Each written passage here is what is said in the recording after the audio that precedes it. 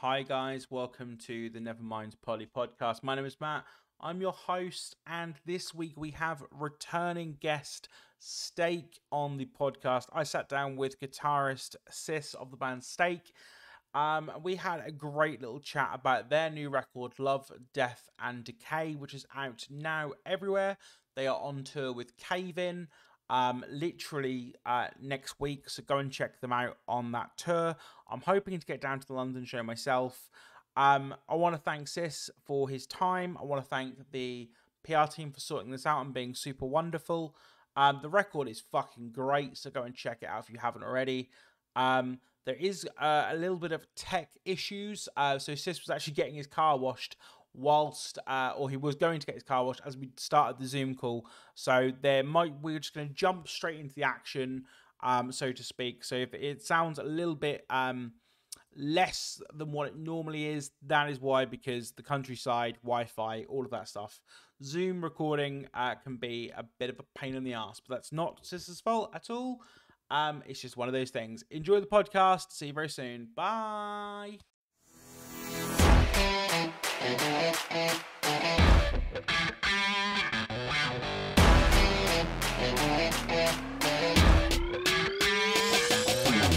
Hi guys, welcome back to the Nevermind podcast. My name is Matt and we chat to rock and metal bands from around the world. And this week we have a returning guest in the guitarist of the band Steak. Sis, how are you doing?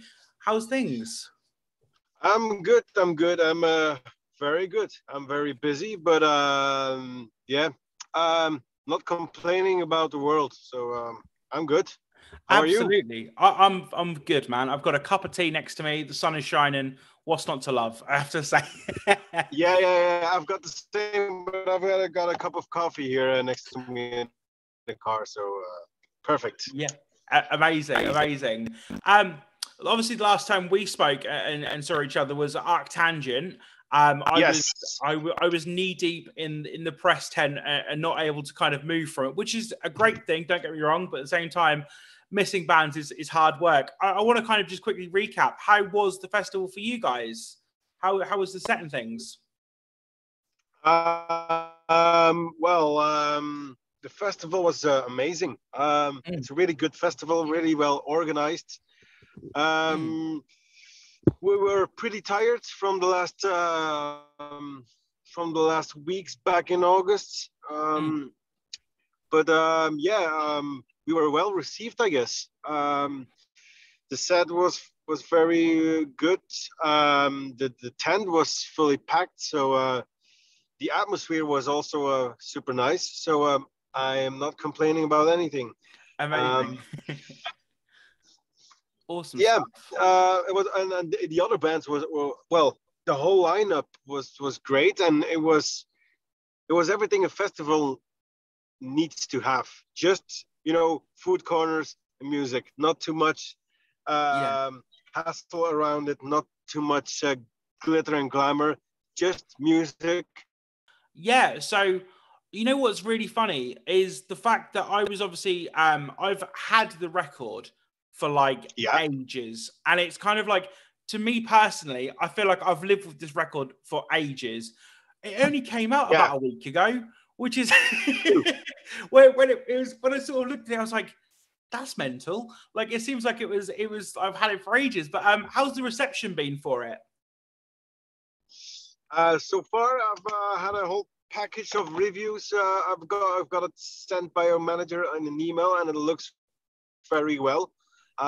Like all 4 and 5 stars out of 5, I guess. Yeah, I hope out of 5. The general reaction is it's a very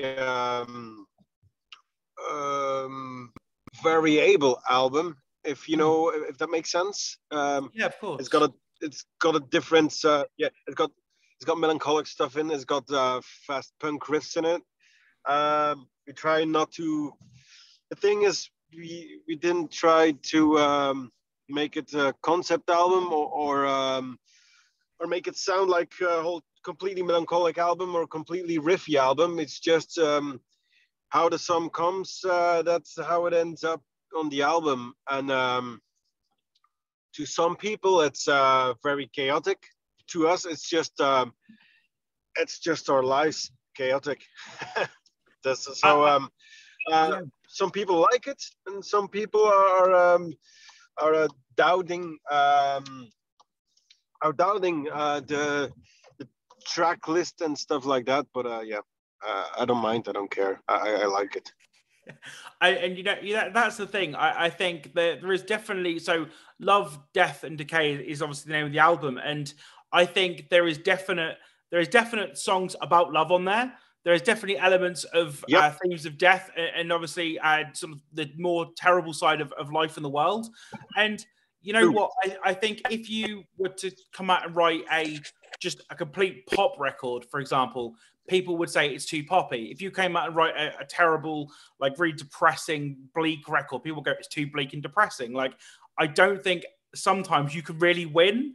Yeah. But one thing that I will say, from my personal opinion, at least anyway, is the case of every song is kind of like when you first hear it, it's like, oh, okay, we're here now. And it's still within the framework of being a rock band or a metal band, whatever genre you want to put on it. I don't really believe in genres so much. It's more placement more than anything. But like, it's still a rock band at its heart, if that makes sense. That's that's the whole thing of the album. Also, just don't put a label on it. And people might don't like that because it's not in their niche or genre. But I'm totally fine with it, and I'm sure people will love some songs more than the other.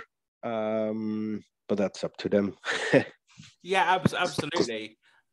And that's the thing as well. So you guys are about to embark on a tour with Cave In, which for my money is a fucking just a world-class booking to put you two together as two bands for one bill. Oh, yeah, the Cave In thing was how did that go? I'm just trying to start from the start here. I saw Stephen Brodsky put something of the previous Stake album online. And I just went to him, yo, man, thanks for sharing this because it means a lot. Because I've been listening to Cave In for 10 years, and blah, blah, blah, blah, blah. I received a message back, and that was super nice. And then we had the record done.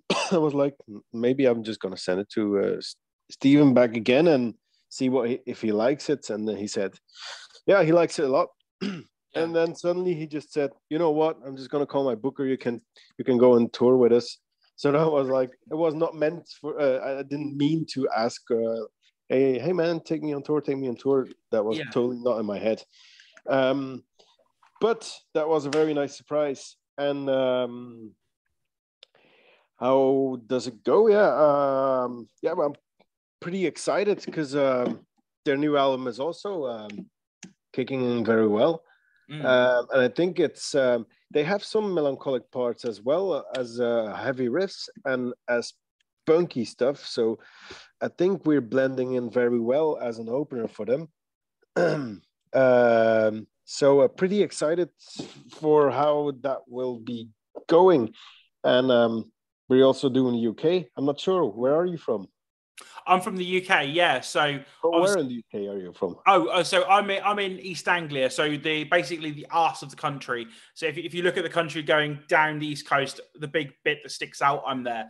Oh yeah. It's the easiest way to describe it. Probably the nearest one will be London then. Exactly. Yeah, absolutely. I'm gonna try everything to get there because you're always welcome. Thank you, man. I really appreciate it. I'd say Cave In are fantastic, and obviously Stake are a band who I've been really getting into since, as I say, I've been given the record and things, and I was like, well, where's this band been my whole life? Yeah. Cool. Nice to hear. No, absolutely.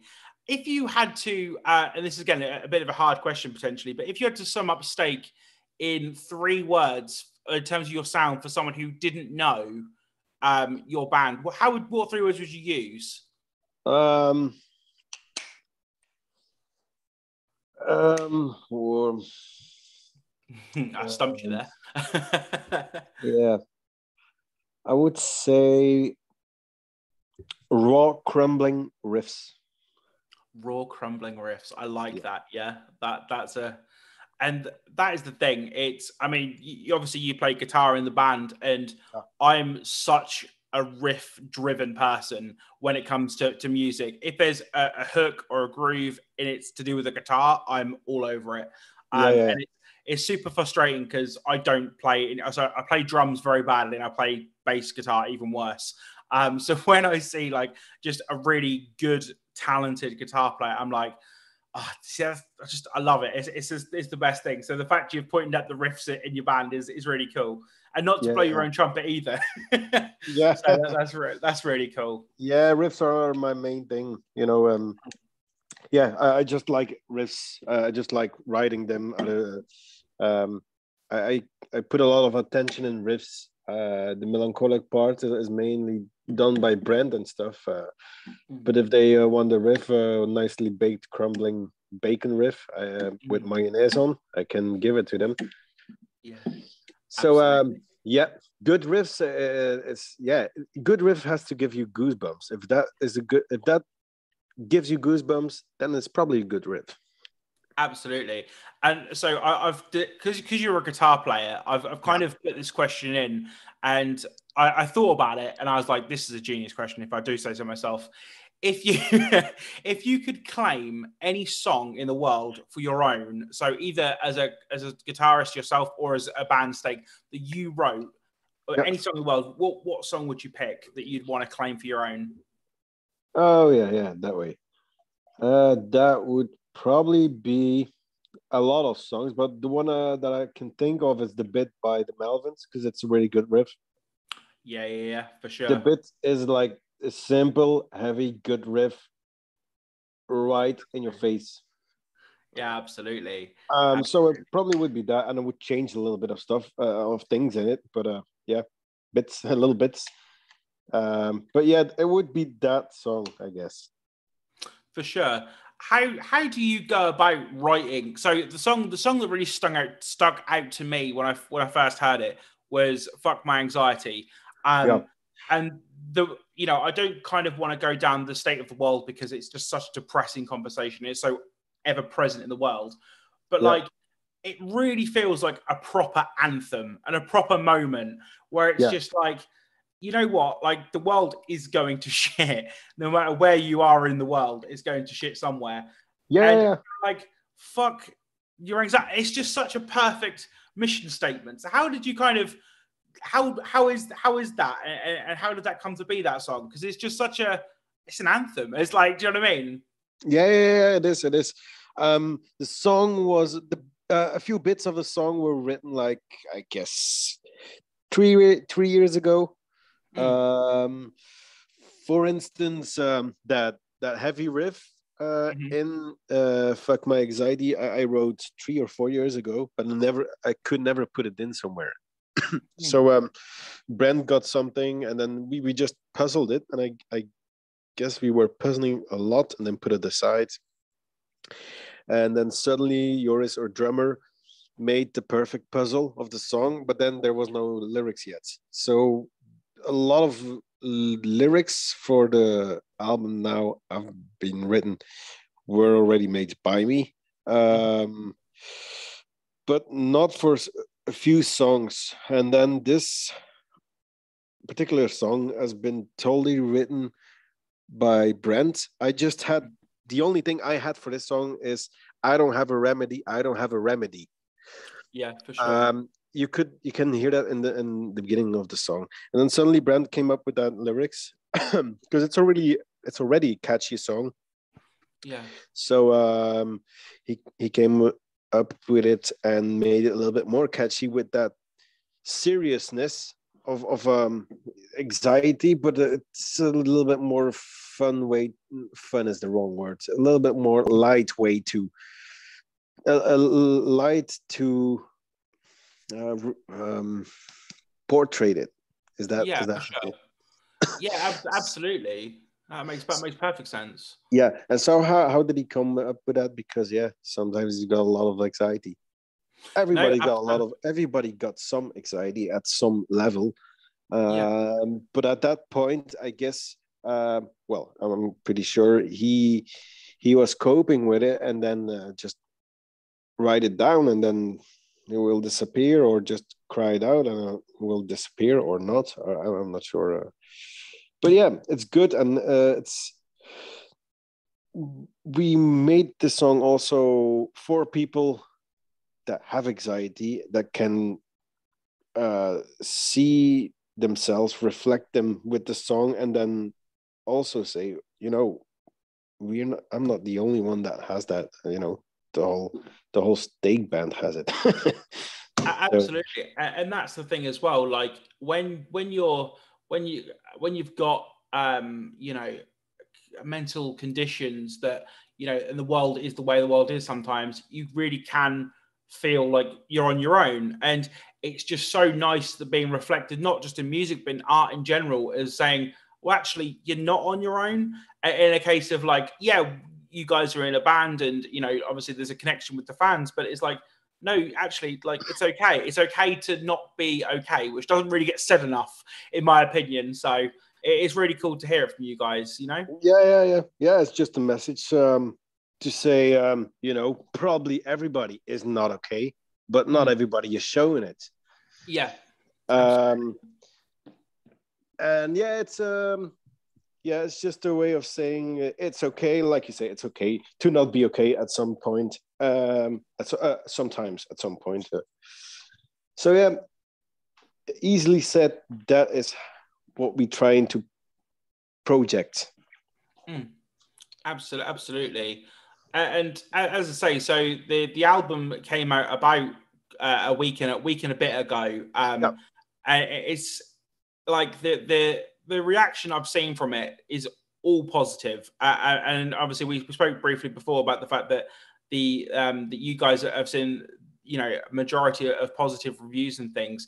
It's just so, I don't know. There's just something about it that keeps drawing me back in, and I'm not quite sure what it is, to be honest, about the record. And like, there's obviously the hooks and all the things that bands use to hook you in, but I think it's the case of, as we spoke about before, it's the fact that every kind of the tracks are kind of, it feels like a mixtape, if that makes sense. Yeah. In a case of every song is slightly different and has a slightly different thing, but like, it's all under one cohesive thing, which is really cool. Yeah, it is. It is, and well, I'm not sure if I said that to you in Art and Gent, but the whole thing was we made this album in the COVID period, in the lockdown period, and we were trying to make a nice album. A nice album in the sense of a fun, danceable album to cheer up everybody after there's a miserable period. But then then some stuff along the way happens. People die. Then you cannot make fun music. So that's how the bending, the sadness came into the album. So there's you could say there's a bit for every well, if you feel sad, there's some song for sadness, and there's some song for happiness, and that's maybe also reflecting Love, Dead, and Decay. Absolutely. That's one thing that I kind of, when, like I say, I've had the record for a little while, and it's a case of I really enjoy it. So it's a case of I'm binging it quite a lot, and it's kind of when you initially get past the kind of the vocals in the sense of they're more abrasive than a conventional singer, so to speak. And the guitar hooks and things like that. Once you start digging a little bit deeper, scratching more of the surface, it's kind of like, oh, this is a really sad song, or this is a really like angry song, and it's just like, oh, okay, this is actually about something, if that makes sense. And it's fine to put music out that's kind of just happy and carefree, but at the same time, it's like, yeah, the world was in a weird, difficult place, and it still kind of is, but it's in a different, difficult place. If that makes sense. Yes, totally. Absolutely, it's a weird one for sure. Yeah, it's weird, but once you get it, you're good with it. You're binging it, like you said. Absolutely. So yeah, obviously the Cave-In tour is upcoming literally towards the end of this month in October.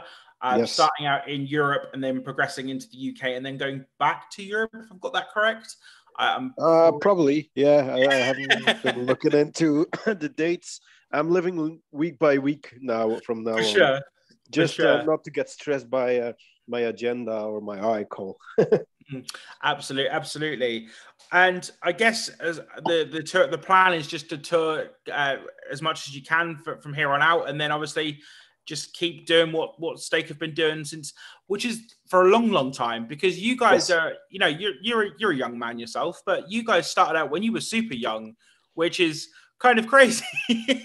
When I read that, it was kind of like, oh wow, like I was doing nothing in my teenage years and you guys were busy making records. So yeah. We've known each other for a long time. I guess the rest of the band met each other. We're in a band from 2005. And I'm only there in the band since 12 years. Yeah, sure. Only 12 years, but that's also a long time. Yeah. Well, absolutely. Yeah. 12 years is a hell of a stint, and like you say, you guys seem like the tightest group of friends, as well as obviously band colleagues and things as well, which is really nice. Yeah, we know each other from the inside and outside. Absolutely. I want to ask a final sort of question, a parting question, which I ask everybody, and I'm pretty certain I would have done it at Arctangent, but in case I didn't, I'd like to ask you this: what is the best thing about being in the band / being a musician in general? And you can take that as seriously as you like, or as kind of be a more lighthearted answer. You can answer it how you wish. Yeah, I'm pretty sure I've answered that question in Arctangent. I'm pretty sure I will give you a different answer. For sure. Okay, cool. And I'm not sure what I said or said back then. Yeah, for sure. But for me, probably it's did you record the last one? Yeah, so the last one. I might be saying probably it is. Yeah. Goosebumps for me. For sure. Yeah. Why? Because you know, if you go on stage and there's a lot of people and they sing along to the song, it gives me goosebumps. Playing good riffs gives me goosebumps. Having a lot of fun on tour or that gives me goosebumps as well, and that's why I do it. Because I am not here for the money. Because if you want money, be a politician, not a musician. Absolutely. And I know which I would rather be, to be honest. Yeah. For the fun times, and that I think that's the best in a band. Having fun times, creating something that satisfies you and eventually gives you, goosebumps. Because having getting good reviews from the album that you just brought out a week ago. I'm playing on the stage, like getting satisfaction from whatever you made a year ago or whatever you played an hour ago is great, and it's great, good therapy for me. And a big extra is great therapy for the people that come and enjoy the gig. And I hope that they get also goosebumps or dancey vibes, the good stuff that comes out of the band. That's the best thing in a band. The good stuff that comes out of just you started. Well, the thing is, it's just me sitting in a couch starting to play a little bit guitar, and then it comes a riff, and then that riff comes a song, and then people enjoy that song live. That little thing in the couch, if that becomes something that makes people happy, then I think I've done my mission, and that's satisfying for me, Absolutely, and that is the thing. I say I'm literally coming up to my 30th birthday, and I've been going to gigs since I was 14. Yes. And it's a case of, it doesn't matter if you're in a tiny little club with 200 people and the band just walk on, goosebumps, or if you're in a stadium and they've got and the lights go off, it's goosebumps. And for an audience member, it's the same thing. And it's the case, there's a romanticism about music that I think some people either just get or don't. And it's, you know, it's crazy to me that some people don't just go, yeah, music's just whatever. And I'm like, what do you mean it's just whatever? But then, like, people, you know, it is crazy to me sometimes. But yeah, it's a brilliant thing. I absolutely love it. It is.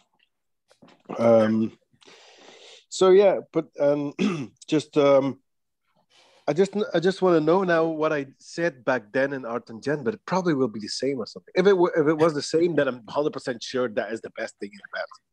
Well, absolutely, and that's the thing. I think it can. I think opinions and things can change, and that's the thing. It's not just one good thing; it's just multiple good things, and how you're feeling on that day. You know, I think I asked you, but I think we had the interview before the show, so it was a case of you guys were rushed around before the show, and you needed to obviously get to the show. And then when you come off stage, you're like, okay, that was great. We smashed it. Everything's great. Do you know what I mean? So there's a different set of perspectives from whenever you're talking to someone about it. So makes perfect sense. Yes, I want to thank you so much for your time, my friend, and obviously thank you for dealing with technical issues. No, I was just driving. The car was just countryside, so it was just an okay or a not okay, and it was a not okay. So I just turned around at the right time. No, you're absolutely fine. I really appreciate that. As I say, the love and nobody's seeing my car on this podcast anyway, so. Well, there we go. Yeah. Absolutely. Love, Death and Decay is out everywhere now. Go and stream it, pick up a physical copy, pick up a t-shirt, pick up a ticket for the Cave-In shows, which are going to be fantastic. I'm hoping to get down to the London one. And obviously, when I get down to the London one, I'll be buying beverages for the band to say thank you for coming on this podcast. It's greatly appreciated. Do you have any sort of parting words you want to say to the people at home, or? A lot of cough there. What I would want to say is the album. Well, if it's mainly to the UK people, we are gonna be playing in the UK with Cave-In, and we're gonna bring our new album with us. So if you want to buy an album, it would be super great, because petrol costs are very high today. Yeah, absolutely, as well as everything else. And if you're not able to make it, just to have a spin on Spotify or anything, or you know, if you really appreciate it, would be super nice. Absolutely fine, my friend. Thank you so much for your time. We will see you next time, and I will see you hopefully at the London show, my friend. All the best. Man. See you soon. Thank you very much. Bye. Bye.